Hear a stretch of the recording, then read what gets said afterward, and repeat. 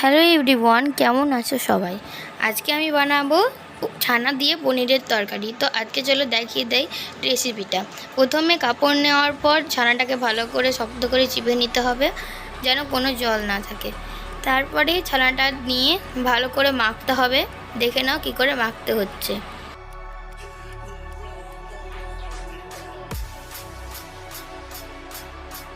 ছানা মাখার সময় কিন্তু আমি লবণ কিছু দিইনি, যদি দিই তাহলে ফেটে যায়, তাই জন্য। তো তোমরা দিলে রুল ময়দা দিতে পারো, দিয়ে ভালো করে এই রকম করেই মেখে নিতে পারো।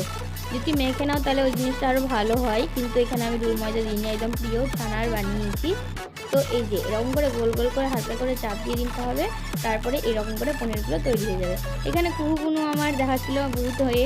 তো এই যে এখানে তা করতে করতে আমাদের কিন্তু সব কটা ছানা হয়ে গিয়েছিলো। তারপরে তেলটা দিয়ে দেওয়ার পর, এটা হচ্ছে সাদা তেল, তারপর সাদা তেলে দিয়ে দিয়েছিলো, একটা ভেজে দেখছিলো কি হচ্ছে কি না।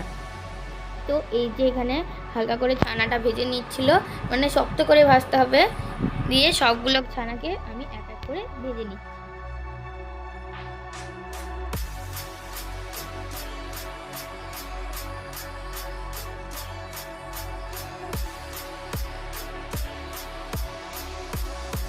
পনিরটা ভাজা হয়ে গেছে। মশলাতে আছে আদা, জিরে আর লঙ্কা আর টমেটো। তারপরে এখানে তেজপাতা আর লঙ্কা দিয়ে দেওয়ার পর তেলে আলু দিয়ে দিয়েছি। আলু দেওয়ার পর ভালো করে আলুটাকে ভেজে নিতে হবে। আর এই যে মশলাতে দিয়ে দিয়েছে ধনে গুঁড়ো, তারপরে জিরে গুঁড়ো হালকা করে, তারপরে হলুদ দিয়েছে, দিয়ে লবণ দিয়ে দিয়েছে পরিমাণ অনুযায়ী। আপনারা আপনার পরিমাণ অনুযায়ী দেবেন। তারপরে এই যে এখানে দেখো পোস্তটা আমরা বেটে নিচ্ছি।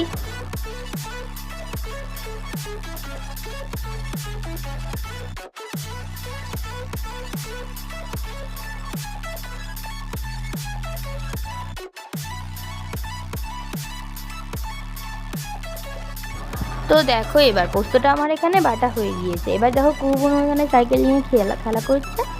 তারপরে দেখো আলুটা ভাজা হয়ে যাওয়ার পর এখানে আমি মশলাটা দিয়ে দিলাম। এই মশলা দেওয়ার পর এখানে হলুদটা সব দেওয়া আছে। এখানে হালকা করে জল দিয়ে দেওয়ার পর ভালো করে আলুটা কষিয়ে নিচ্ছি। এই যে এখানে লবণটা দিল, তখন লবণ দেয়নি, আপনারা আপনাদের পরিমাণ অনুযায়ী লবণটা দেবেন। এখানে দেখো কুহুবুনো সিটি বাজাচ্ছে, মানে চেষ্টা করছে, মামা বাজাচ্ছিল তাই জন্য ও বাজাতে চেষ্টা করছিল। তো দেখো এখানে আলুটা আমি ভালো করে কষিয়ে নিচ্ছি। কষানো হয়ে যাওয়ার পর এই যে ভালো করে নাড়াচাড়া করে নিতে হবে। দিয়ে এই যে দেখো মানে, আর এটা হচ্ছে মামার বাড়ির বাইরে জাজিগ্রাম হাই স্কুল এটা। আর এখানে একটা থান আছে। তো দেখো এখানে তা করতে করতে মামির কিন্তু মানে মামি রান্না করছিল। আর এখানে এই যে জল দিয়ে দিলাম। জল দেওয়ার পর হালকা আঁচটা কমিয়ে দিয়ে ঢাকা দিয়ে দিয়েছি। এটা হচ্ছে মামার বাড়ির সিংহাসন।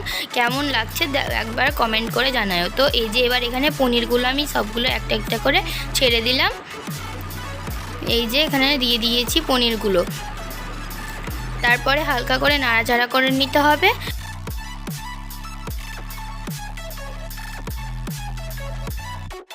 তো দেখো এবার আমি এখানে যে পোস্ত বেটে রেখেছিলাম সেই পোস্তটা দিয়ে দিচ্ছি। হালকা করে পোস্ত দেওয়ার পর খেতে অপূর্ব হয়েছিল। তোমরা অবশ্যই ট্রাই করিও বাড়িতে এই রেসিপিটি। তো এই যে এখানে আবার হালকা করে নাড়াচাড়া করে নেওয়ার পর আমি নামিয়ে নিয়েছিলাম। হালকা করে ঘিও দিয়েছিল মামি। তো এই যে এখানে নাড়াচাড়া করে নিলাম। তারপরে এই যে এখানে আমি গরম মশলা দিয়ে দিয়েছি। আর এখানে হালকা করে ঘি, এটা বাড়ির তৈরি ঘি। আর এখানে হালকা করে নাড়াচাড়া করে নেওয়ার কালারটা সুন্দর এসেছিলো, কিন্তু ক্যামেরার জন্য মানে ভালো লাগছিল না দেখতে, কিন্তু লাস্টে বেলা চিনি দেওয়ার পর নামিয়ে নিয়েছিলাম। আর মেনুতে ছিল বেগুন ভাজা, পটল ভাজা আর আলু পনিরের তরকারি। Bye bye.